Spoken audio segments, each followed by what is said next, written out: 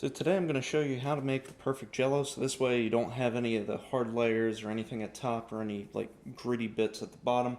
So the big thing is we're going to take 2 cups of hot water. I don't really need to boil it, I just need to get it really hot, so we're going to run the tap water for a little bit.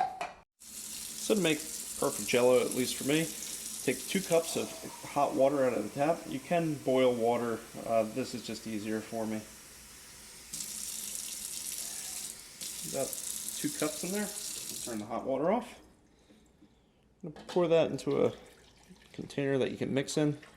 Basically, the measuring cup's too small for that. Now, all I want to do is add the Jello here. This is one of my wife's favorites. She likes the sugar-free. While I pour this in, I like to mix. That way I don't get a big lump somewhere.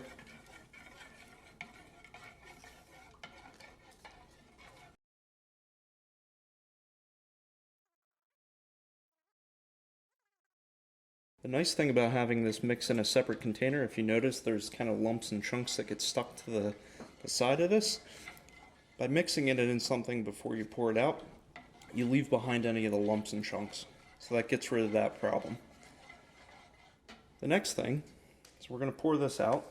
We're going to leave behind any lumps that are left behind.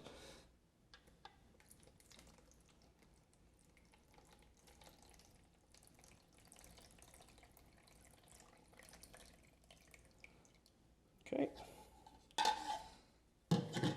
And if you want, you can get rid of the air bubbles by just kind of scooping them out. But it's not really necessary. The next problem that I see when people make Jello is that they get this hard like layer on the top that doesn't really taste that appetizing. It's just hard and it's different. The reason that happens is because the air above it is drier than the Jello itself. So the Jello, the top layer, actually dries out over time.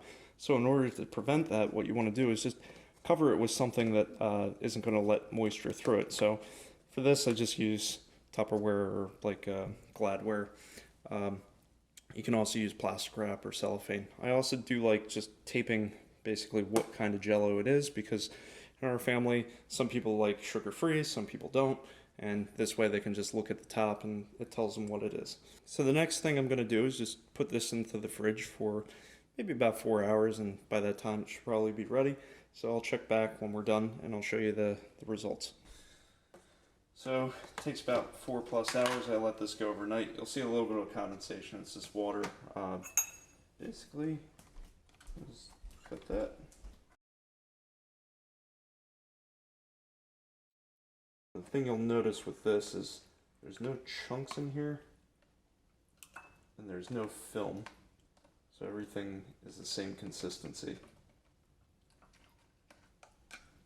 So there's no hard layers or anything on there because put a cover on it so that the moisture doesn't evaporate, so then this stays nice and even consistency from top to bottom. And because you had a separate container that you mixed it in, you don't have any chunks in here. Everything is uniform and nice. Alright, well, thank you for watching. Good luck and have a great day.